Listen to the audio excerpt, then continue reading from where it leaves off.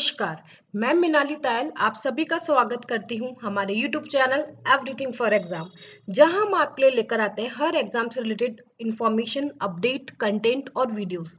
जैसा कि आपने मेरी पहले की वीडियोस में देखा होगा कि मैं राजस्थान विद्युत विभाग भर्ती में ANJN की जो पोस्ट है उसमें इलेक्ट्रॉनिक्स कम्युनिकेशन और इलेक्ट्रॉनिक्स इंस्ट्रूमेंटेशन कंट्रोल में जो टेक्निकल सब्जेक्ट है 60% वेटेज का, उसकी मैं MCQ सीरीज यहाँ पे आपके सामने लेकर आ रही हूँ। मैंने ऑलरेडी सेमीकंडक्टर फिजिक्स जो बेसिक कंसेप्ट है वो कवर कर चुकी हूँ 5 वीडियोस में।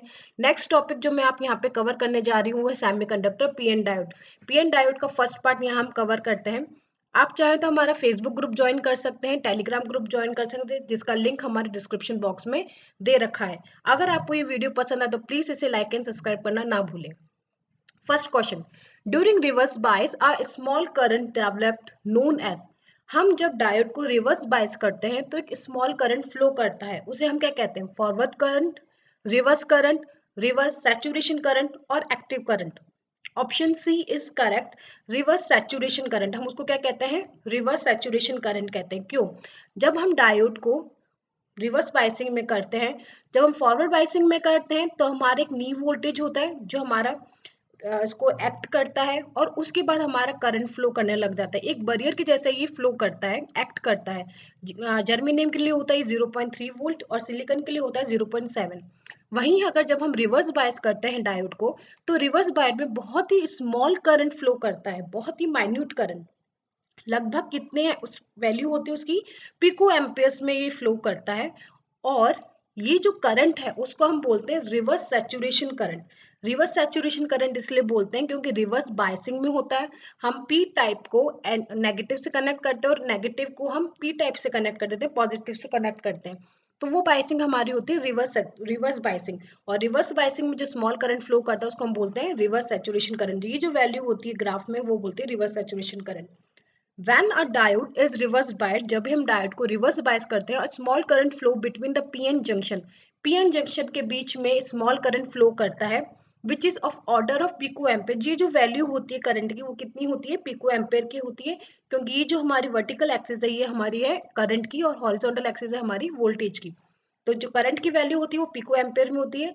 This current is known as reverse saturation current और इस वैल्यू को हम बोलते हैं reverse saturation current. Next, during the reverse bias of the diode, the back resistance decreases with the increase of temperature. It is true or false? जब भी हम reverse bias करते हैं तो हमारा बैक रेजिस्टेंस डिक्रीज होता है जैसे जैसे हम टेम्परेचर इंक्रीज करते हैं। Yes, it is true.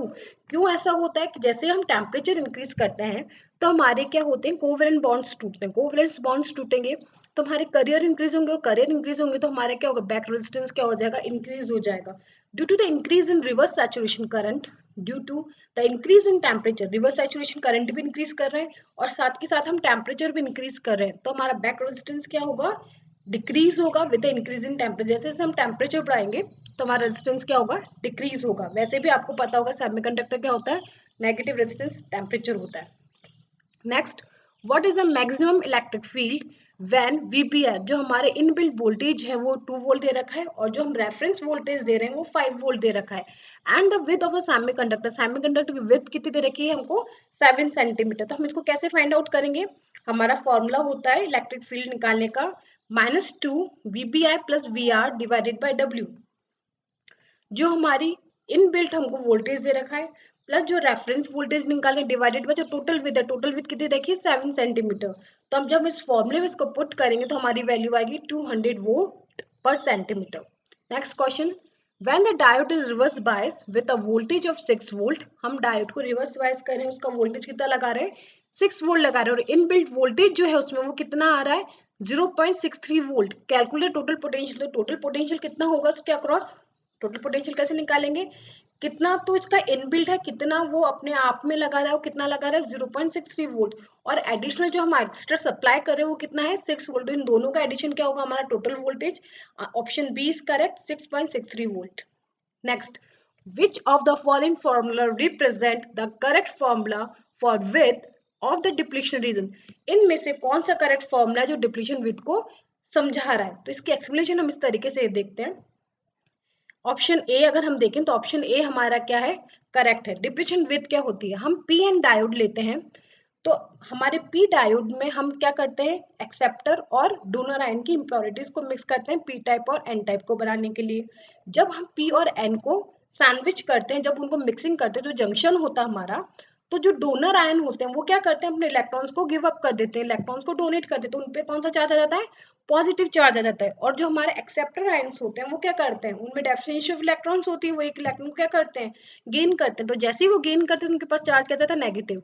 तो हमारा जो डिप्लीशन रीजन होता है उसमें पॉजिटिव और नेगेटिव की क्या बन जाती है, हमारी लेयर बन जाती है, और उस लेयर को हम कहते हैं डिप्लीशन लेयर। और ये दोनों तरफ होती है, कहाँ, जहाँ पे हमें हमारे जंक्शंस मिल रहे हैं। जितनी ज्यादा हमारी डोपिंग होगी, अगर एन टाइप की डोपिंग बहुत ज्यादा है तो हमारी डिप्लीशन विथ क्या होगी, एन टाइप की तरफ कम होगी और पी टाइप की तरफ ज्यादा होगी। इसी तरीके से अगर पी टाइप की हम डोपिंग ज्यादा कर रहे हैं, पी टाइप की डोपिंग ज्यादा करेंगे तो हमारी पी टाइप की जो डिप्लीशन विथ है वो कम होगी, और एन टाइप की क्या होगी, एन टाइप की तरफ क्या होगी, ज्यादा होगी।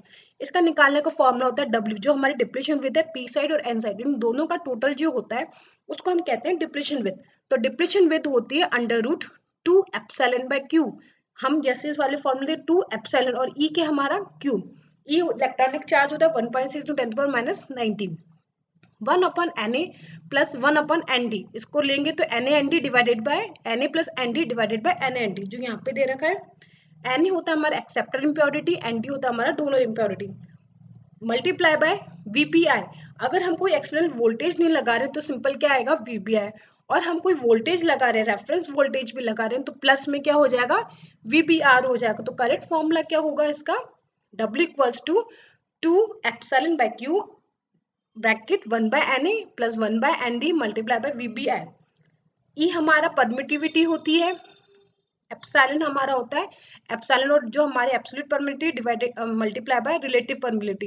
Absolute permittivity free space, absolute permittivity का वैल्यू क्या होती है, 8.85 × 10⁻12। रिलेटिव परमिटिविटी हम किसी भी मीडियम की निकाल सकते हैं, सिलिकॉन के लिए होती है 11.7 और जर्मेनियम के लिए होती है 16। तो ये वैल्यूज आप याद रखें, इस फॉर्मूले को याद रखें, डायरेक्ट न्यूमेरिकल भी सॉल्व करने के लिए आ सकता है और फॉर्मूला भी पूछा जा सकता है एग्जाम में। Next, what will be the output of the following circuit. हम कोई सर्किट दे रखा है कि हम यहाँ पे 12 वोल्ट की सप्लाई दे रहे हैं और यहाँ पे एक डायोड है, और डायोड में हम जो ड्रॉप अक्रॉस मान रहे हैं, इसका ड्रॉप कितना है 0.7। तो हमारा डायोड के अक्रॉस वैल्यू कितनी होगी, हमारा आउटपुट वोल्टेज क्या होगा, 12 यहाँ से सप्लाई करें जिसमें से 0.7 को ये रोक रहा है, एक इनबिल्ट वोल्टेज है जो उसको सब मतलब 0.7 के ऊपर ही क्या करेगा, कंडक्ट करेगा। 0.7 के बीच अगर पहले हम बात करें तो ये डायोड कंडक्ट नहीं करेगा, फॉरवर्ड बायस मोड में नहीं आएगा। ये फॉरवर्ड बायस मोड में कब आएगा, जब 0.7 से ऊपर की वैल्यू होगी। तो 12 माइनस 0.7, तो हमारा आउटपुट वोल्टेज क्या होगा, 11.3 volt. Next, the conduction band edge of the P material is not at same level to that of the conduction band edge in the n-type material. It is true or false? Yes, it is true. ये true क्यों है, अगर हम semiconductor का P N diode का अगर हम energy band diagram देखिए, ये हमारा इस साइड है P, इस साइड है हमारा N। जब हम पी टाइप मटेरियल लेंगे तो ईवी हमारा वैलेंस बैंड होता है, ईसी हमारा कंडक्शन बैंड होता है। इन दोनों के बीच में इंट्रिंसिक फर्मी लेवल, अगर हम इसको पी टाइप डोप कर रहे हैं तो हमारा जो फर्मी लेवल होगा टुवर्ड्स का होगा वैलेंस बैंड, ये मैं पहले लेक्चर्स में आपको बता चुकी हूँ। इसी तरीके से जब एन टाइप हम डोपिंग करेंगे, एन टाइप डोपिंग में ये वैलेंस बैंड है और ये हमारा कंडक्शन बैंड है। इंट्रिंसिक फर्मी लेवल इन दोनों के मिडिल में होगा, जो हम अज्यूम करके चलते हैं हमेशा। और जो फर्मी लेवल होगा इसका एन टाइप का, वो क्या होगा, टुवर्ड्स द कंडक्शन बैंड। जब हम इन दोनों को मिक्स करेंगे, जब पी एन डायोड बनाएंगे तो फर्मी लेवल हमारा क्या हो जाएगा, अलाइन हो जाएगा। एट इक्विलिब्रियम कंडीशन में क्या होगा, ये अलाइन होगा। और ये जो बैंड बैंडिंग है इसको हम क्या कहते हैं, डिप्लीशन विथ कहते हैं। एक्स एन जंक्शन से एक्स एन क्या है, हमारा डिप्लीशन विथ है टुवर्ड्स एन साइड, और एक्स पी क्या है, हमारा depletion with towards P side. जो हमारी बैंड बैंडिंग हो रही है, ये एरो शो करता है कि मेजॉरिटी करियर यहाँ पे क्या है, इलेक्ट्रॉन्स है। तो ये इलेक्ट्रॉन्स क्या होंगे, हाई कंसंट्रेशन से लो कंसंट्रेशन में जाएंगे पी साइड की तरफ, तो ये डिफ्यूजन प्रोसेस होगा। इसी तरीके से पी टाइप के जो होल्स हैं वो कहाँ डिफ्यूज होंगे, एन टाइप में। जब हम यहाँ पे इलेक्ट्रिक फील्ड सप्लाई करेंगे तो पी टाइप के जो होल्स हैं वो पुश करेंगे इस तरफ, वो क्या होगा, ड्रिफ्ट करंट होगा। इसी तरीके से इलेक्ट्रॉन इस तरफ ड्रिफ्ट करेंगे इलेक्ट्रिक फील्ड के कारण, वो क्या होगा, ड्रिफ्ट करंट। तो ड्रिफ्ट और डिफ्यूजन आपको होप सो समझ में आ गया होगा। तो जब हम इसको बैंड डायग्राम देखते हैं तो कंडक्शन बैंड दोनों का क्या है, डिफरेंस है। तो इसकी वैल्यू हम कैसे निकालते हैं, ना PN junction diode the energy level of P material and the N material will not be at the same level, दोनों का लेवल सेम नहीं है, they will be different, so the conduction band H as well as valence band H of p material will not be the same as that of n material। ये diagram के through हम clearly देख पा रहे हैं जो conduction band p type का है और जो कंडक्शन बैंड n टाइप का है वो दोनों सेम लेवल पे नहीं है, उनमें क्या है, डिफरेंस है। और वैसे ही वैलेंस बैंड p टाइप का और वैलेंस बैंड n टाइप का, उन दोनों में क्या है, डिफरेंस। तो जब भी हम डायोड बनाते हैं तो उनमें क्या होती है, बैंड बैंडिंग होती है, और कंडक्शन बैंड और वैलेंस बैंड में क्या होता है, चेंज हो जाता है। Next, which of the following equation represent the correct expression for the shift in the energy level for the p-n junction? Energy level का शिफ्ट किस तरीके से होता है पीएन जंक्शन में। लास्ट डायग्राम से आपको समझ में आया होगा कि कंडक्शन और बैलेंस बैंड में क्या होता है, चेंजेस होता है। जब हम पी और एन डायोड को सप्लाई करते हैं, यहाँ पे डिप्लीशन विद बनती है, पी साइड की तरफ बनती है एक्सेप्टर की, और एन साइड की तरफ बनती है डोनर की। डोनर डोनेट करके इलेक्ट्रॉन का कौन सा चार्ज ले लेंगे, पॉजिटिव, और एक्सेप्टर आयन इलेक्ट्रॉन को गेन करके कौन सा आयन बना देंगे, नेगेटिव। तो ये हमारी डिप्लीशन विद होती है। पी टाइप मटेरियल और एन टाइप का ये मटेरियल, यहाँ पे कंडक्शन बैंड है पी टाइप का और ये कंडक्शन बैंड है एन टाइप का। जब हम सिंपल पी टाइप और एन टाइप को अलग अलग लेते हैं तो पी टाइप में जो उसका Fermi level towards conduction band होगा, और एन टाइप में जो उसका फर्मी लेवल है वो टुवर्ड्स क्या होगा, बैलेंस कंडक्शन बैंड की तरफ का। जब हम इन दोनों को ज्वाइंट करेंगे तो दोनों फर्मी लेवल क्या होंगे, आपस में क्या होंगे, अलाइन होंगे। जैसे ही अलाइन होंगे तो उसमें क्या होगी, बैंड बेंडिंग होगी। ये कंडक्शन बैंड पी टाइप का ऊपर होगा और एन टाइप का कंडक्शन बैंड का होगा नीचे होगा। तो इसकी वैल्यू हम कैसे निकालेंगे, ऑप्शन बी क्या होगा हमारा करंट। ईसीपी जो कंडक्शन बैंड है पी टाइप का और कंडक्शन बैंड है एन टाइप का, वही हमारा क्या होगा, ईवीबी, आई मींस यही हमारा एनर्जी डिफरेंस होगा दोनों के एनर्जी लेवल में। The shift in the energy of the energy level will be the difference of the conduction band edge of the P material. जो पी मटेरियल का कंडक्शन बैंड है और जो एन मटेरियल कंडक्शन बैंड है, उन दोनों का डिफरेंस हमारा क्या होगा, एनर्जी डिफरेंस होगा। In the energy level diagram the conduction band edge of the P material is higher than that of N material. जैसे कि हमको साफ साफ यहाँ डायग्राम से देखने को मिल ही रहा है कि कंडक्शन बैंड जो पी टाइप का वो हमेशा क्या रहेगा, हायर लेवल पे रहेगा, और जो कंडक्शन बैंड एन टाइप का वो कहाँ रहेगा, लोअर साइड में रहेगा। Next, calculate the E naught given that ND equals to 1.5 into 10 to the power 10 centimeter cube minus Na की वैल्यू दे रखी है at the room temperature 300 kelvin. हमको E नॉट की वैल्यू फाइंड आउट करनी है। E not का formula होता है KT by Q ln ND Na divided by Na square. KT की वैल्यू हम रखेंगे, K की वैल्यू बोल्ट्जमैन कांस्टेंट होती है 1.38 into 10 to the power minus 23।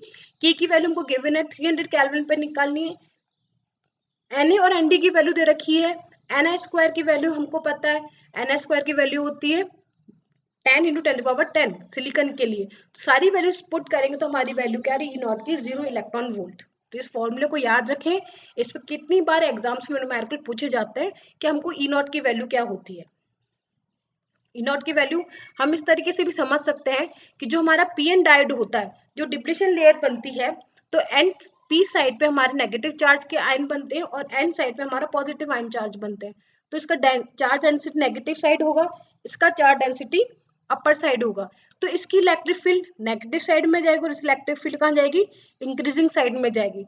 Electric field का क्या निकालते हैं हम, E equals to minus DV by D X. जब इसका डीवी बाई डी एक्स निकालेंगे तो हमारा वोल्टेज क्या आएगा, इस तरीके से हमारा क्या आएगा, वो वेरिएशन वोल्टेज आएगा with respect to distance. VBI की वैल्यू हमारे निकालते हैं, जो हमारे इनबिल्ट वोल्टेज है, जो ई नॉट की वैल्यू होती है वो होती है KT by Q ln N A N D divided by N A square. KT by Q हमारा थर्मल वोल्टेज होता है 26 मिली वोल्ट। यहाँ पे हमको ये इक्विवेलेंट निकालते हैं हम टी एट 300 केल्विन। तो आप 26 मिली वोल्ट भी रख सकते हैं और इस तरीके से डायरेक्ट भी सॉल्व कर सकते हैं। Next, calculate V naught when P naught equals to 10 to the power 16 and P N naught 10 to the power 14 at thermal voltage VT equals to 25 millivolt।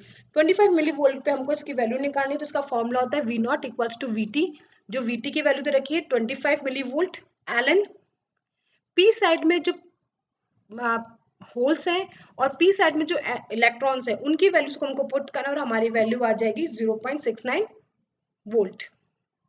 For an ideal diode which of the following is true. Ideal diode की अगर हम बात करें तो क्या true है? It allow the passage of current forward direction. वो क्या सिर्फ करंट फॉरवर्ड डायरेक्शन पास कराता है with zero potential drop across diode. Diode के अक्रॉस जीरो वोल्टेज ड्रॉप होता है। Second, it does not allow the flow of current in reverse bias. Reverse bias में वो करंट अलाउ नहीं करता। Option C all of the mention and none of the. तो हमारा option C इसमें correct होगा कि फॉरवर्ड बायस जब हम करते हैं तो करंट फ्लो करता है, रिवर्स बायस में करंट फ्लो नहीं करता, वो अपोज करता है उसको बहुत ज्यादा। Next, for the connection shown below the equivalent logic gate. अगर हम इसका लॉजिक गेट निकालें तो लॉजिक गेट इसका क्या होगा? दो डायोड दे रखे हैं और रेजिस्टेंस हमारा क्या दे रखा है? ग्राउंड दे रखा है। इसकी हम वैल्यू निकालते तो ऑप्शन ए हमारा सही होता है। वो क्या है? और गेट। और गेट कैसे एक्ट करेगा? ये मैंने दोनों 0 0 दिए, सपोज ये 0 0 दिए तो ये दोनों नॉन कंडक्टिंग रहेंगे। नॉन कंडक्टिंग रहेंगे तो यहाँ पे वैल्यू क्या आएगी? 0 आएगी। मैंने 0 और 1 दिया तो ये कंडक्ट नहीं करेगा, ये कंडक्ट करेगा। फॉरवर्ड बायस है, फॉरवर्ड बायस है, करंट कंडक्ट करेगा, कहाँ चला जाएगा? ग्राउंड में। अगर मैंने 1 0 दिया तो ये वाला कंडक्ट करेगा, ये वाला कंडक्ट नहीं करेगा, यहाँ पे वैल्यू चली जाएगी। और 1 1 दिया तो दोनों कंडक्ट करेंगे और वैल्यू आ जाएगी। तो किसके जैसे एक्ट कर रहा है ये? और गेट के जैसे। सेम इसी तरीके से अगर इस डायग्राम की हम लॉजिक गेट वैल्यू निकालें तो किसके जैसे एक्ट करेगी? यहाँ पे ग्राउंड नहीं है, यहाँ पे अगर इन दोनों डायोड को देखें तो किसके जैसे पॉइंट पे, ये दोनों पॉइंट पे अटैच्ड हो रहे, इट मींस ये क्या है? सीरीज में है। अगर इसकी वैल्यू निकाले 0 यहाँ पे दे तो ये कंडक्ट करेगा, 0 0 दे तो ये दोनों कंडक्ट करेंगे और वैल्यू जाएगी।